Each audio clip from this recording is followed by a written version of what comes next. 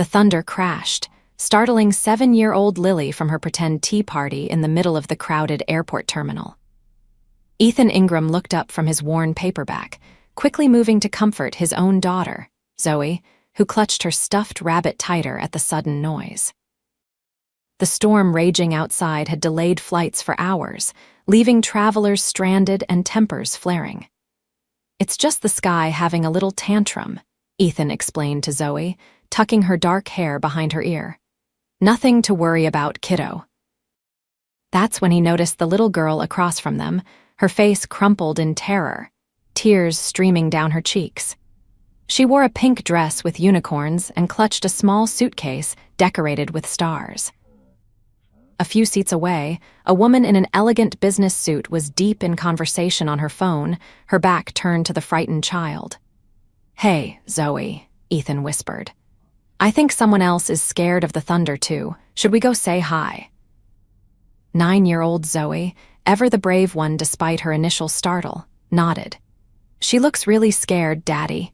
Ethan approached carefully, not wanting to intrude but unable to ignore a child in distress. "Hi there," he said gently, kneeling down to the little girl's eye level. "My name is Ethan, and this is my daughter, Zoe. We couldn't help but notice you seem a little scared of the storm." The girl sniffled, clutching her suitcase tighter.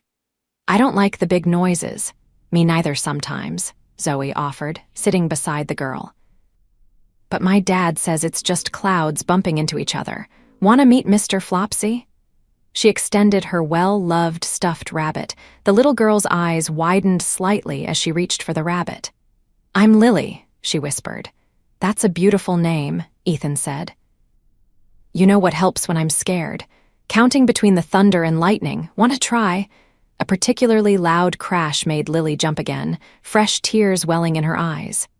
"Here," Ethan said, pulling a small notebook and colored pencils from his backpack.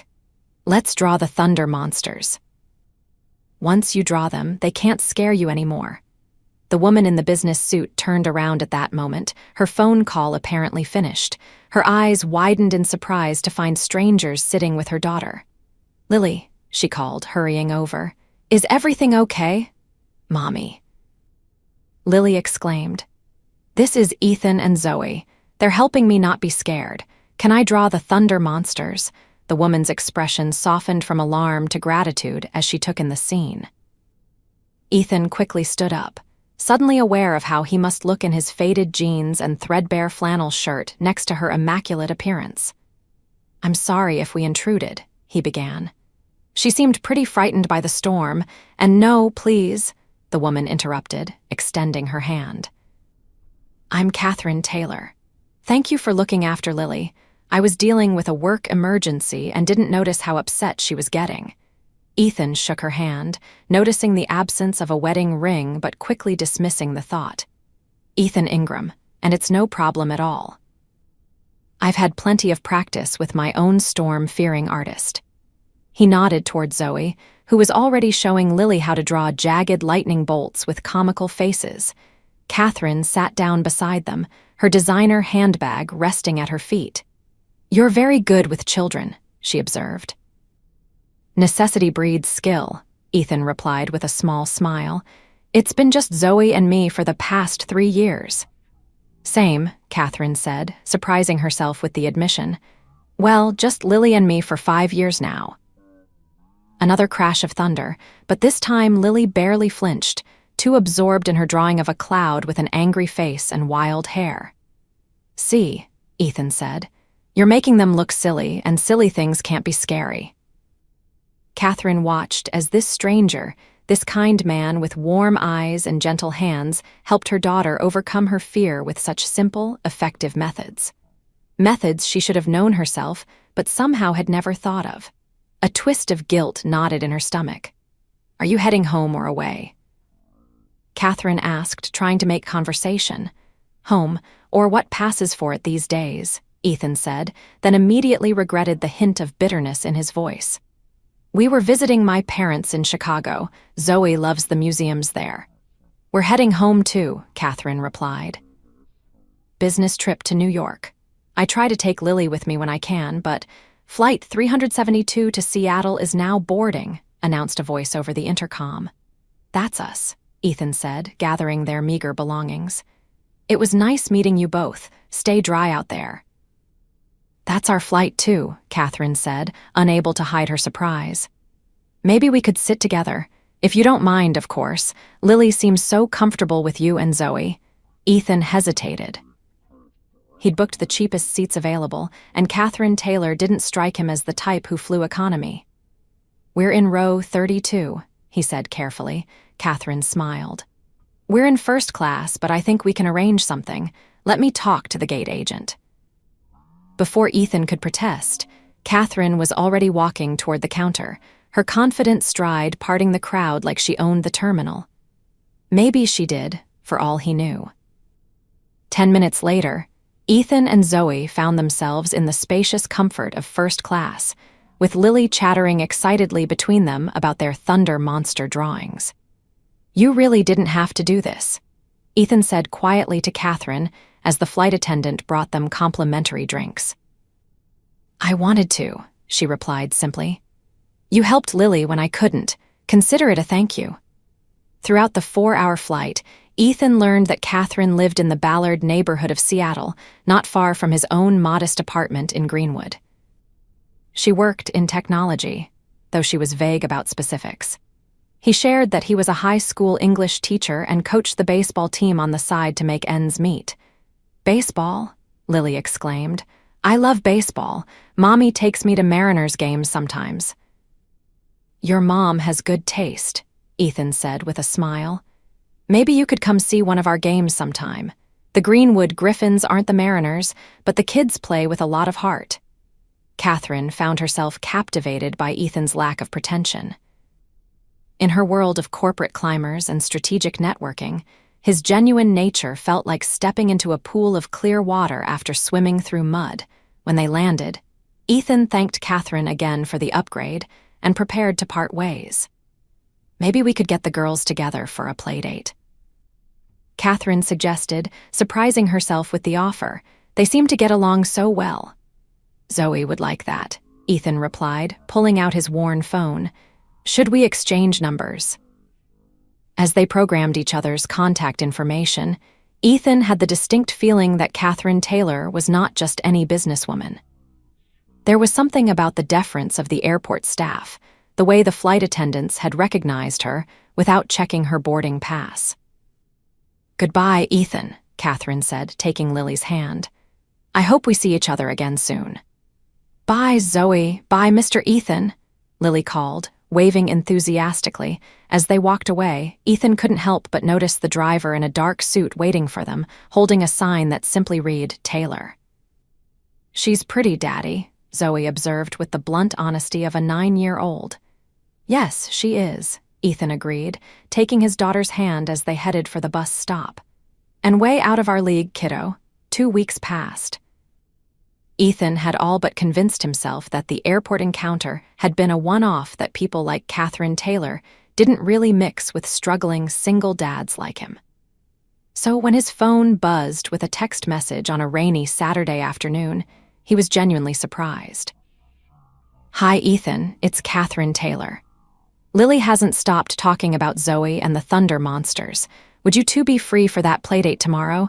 Maybe at Woodland Park, around 11? Ethan stared at the message for a full minute before responding. We'd love to. See you then. Sunday morning dawned clear and crisp, a rarity for Seattle in April. Ethan spent more time than he cared to admit choosing between his 2 decent shirts, finally settling on a blue button-down that Zoe said matched his eyes. Are you nervous about seeing Lily's mom? Zoe asked as they walked to the bus stop. What? No, Ethan said too quickly. Why would I be nervous? Because you changed your shirt 3 times and put that stuff in your hair that smells like lemons. Ethan laughed, ruffling Zoe's hair. You're too observant for your own good, you know that. They arrived at Woodland Park a few minutes early. Ethan had packed sandwiches, apple slices, and homemade cookies, nothing fancy, but the best he could do. At precisely 11, a sleek black SUV pulled up.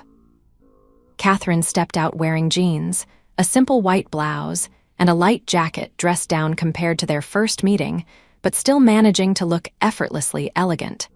Lily bounded out behind her, racing toward Zoe the moment she spotted her. "I brought Mr. Flopsy to meet your toys," Zoe exclaimed, pulling the rabbit from her backpack.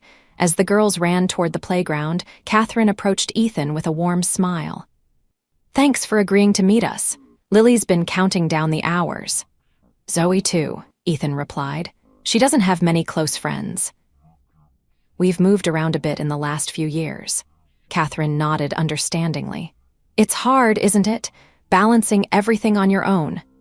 They found a bench with a good view of the playground and sat down. Ethan unpacked his modest lunch, somewhat embarrassed by its simplicity. "I brought some food to share if you'd like. Nothing special, just PB&J and some homemade chocolate chip cookies."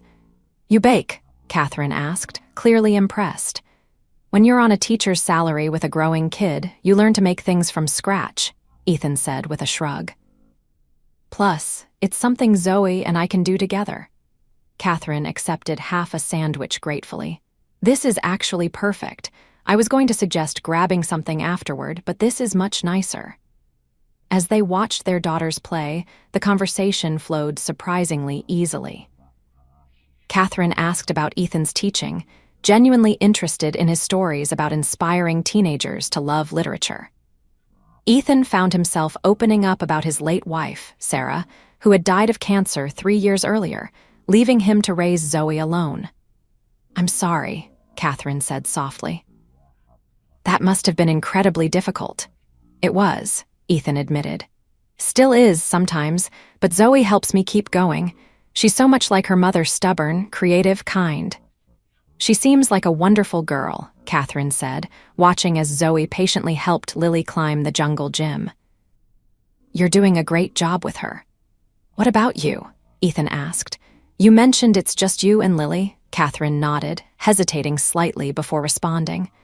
"Her father wasn't ready for a family. He made that clear before she was born, and I decided I could do it on my own." "Well, from what I can see, you're doing amazingly," Ethan said. "Lily is confident, friendly, and obviously loves you very much."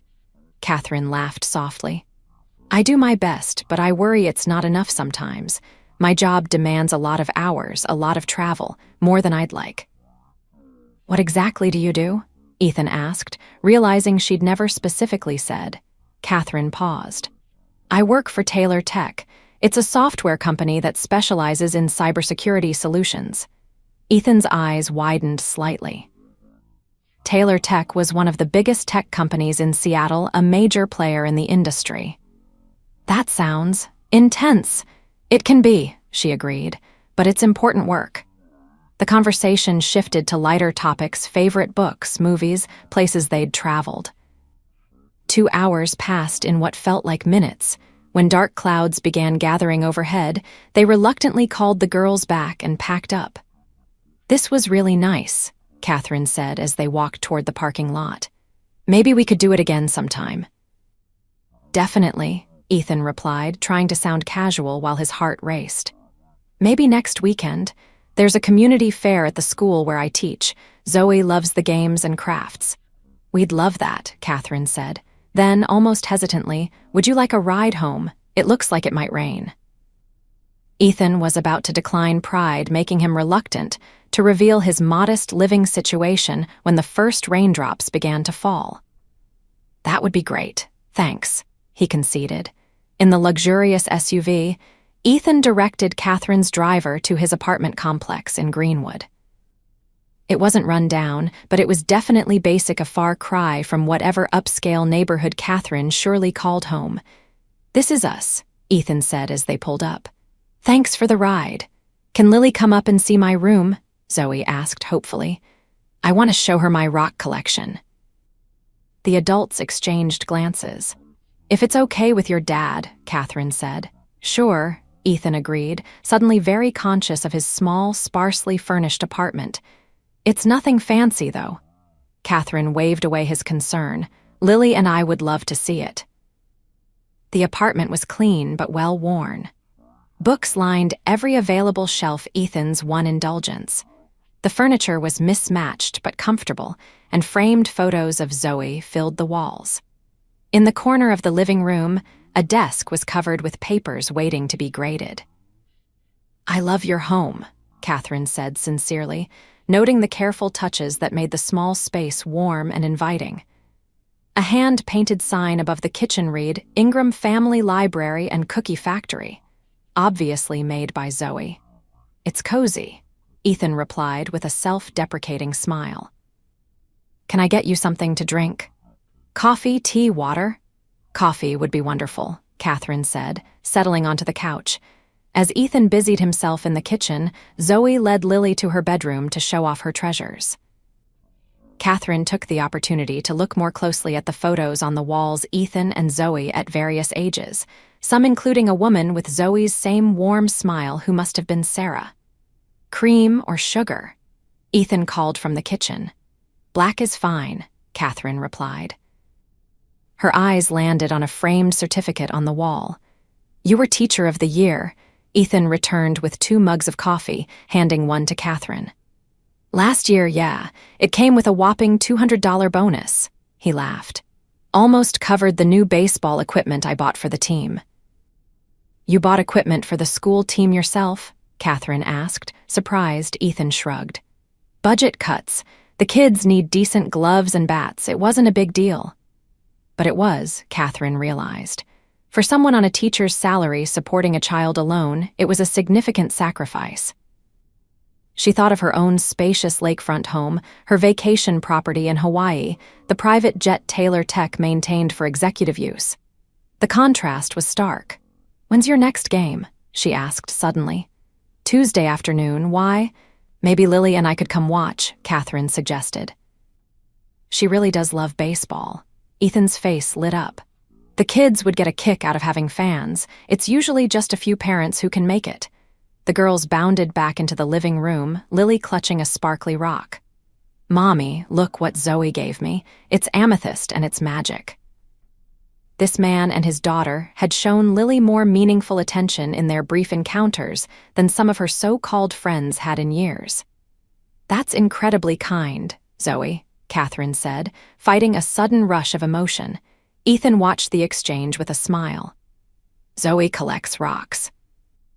"We have quite the museum in her room." "Can we come back again?" Lily asked hopefully. "Of course," Ethan said, looking at Catherine for confirmation. "Anytime." As they prepared to leave, Ethan walked Catherine and Lily to their car. "Thanks for today," he said. "It was the highlight of my week."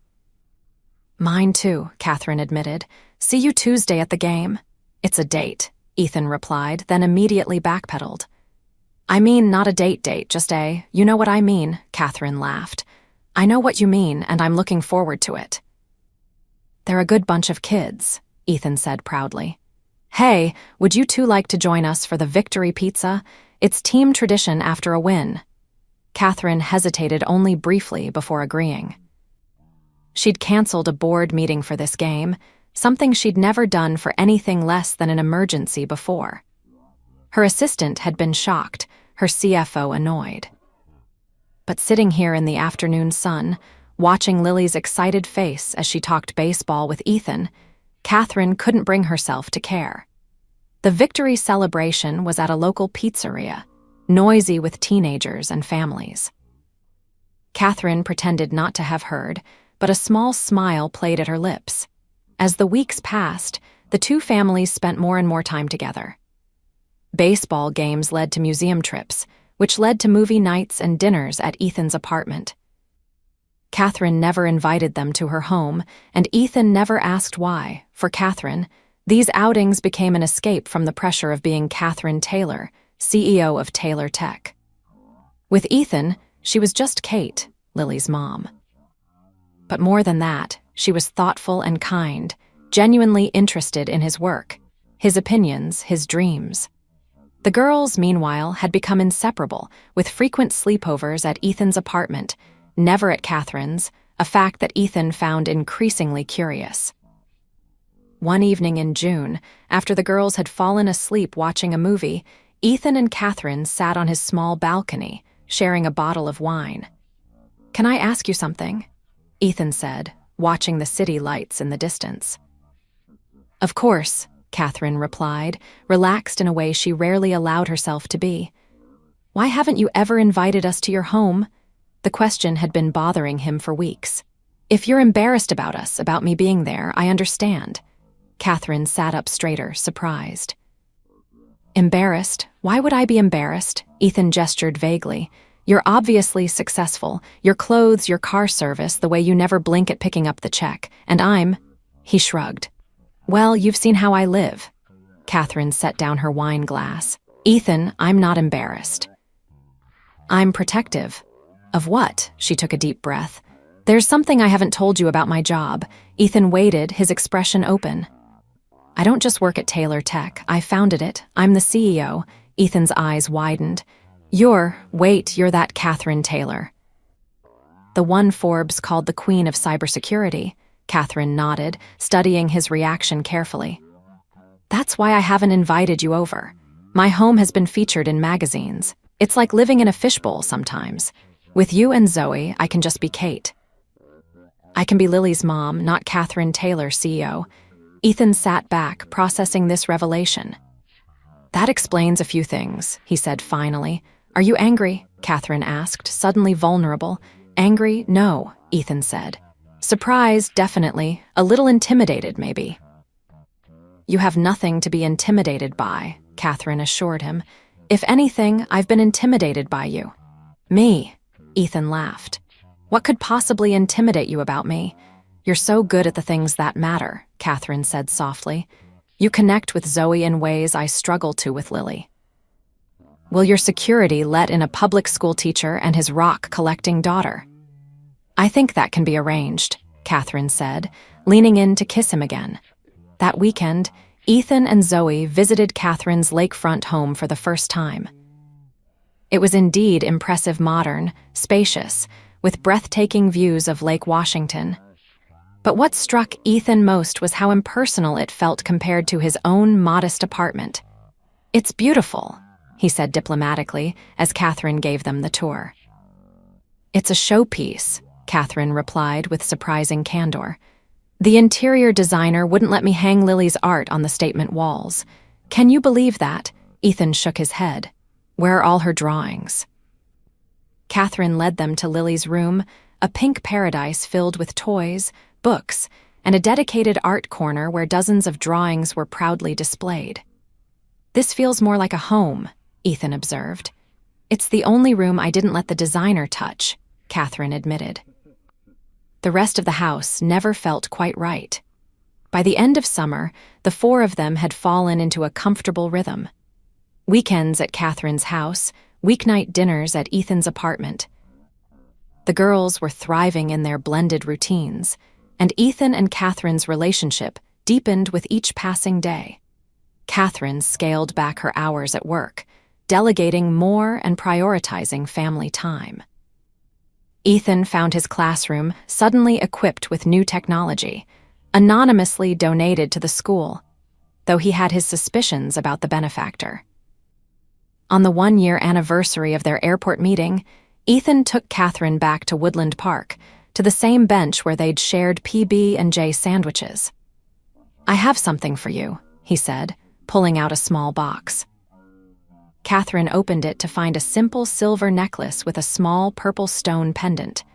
"Amethyst," she said with a smile, "like the one Zoe gave Lily." "For bravery," Ethan confirmed, "because I need to be brave right now to ask you something."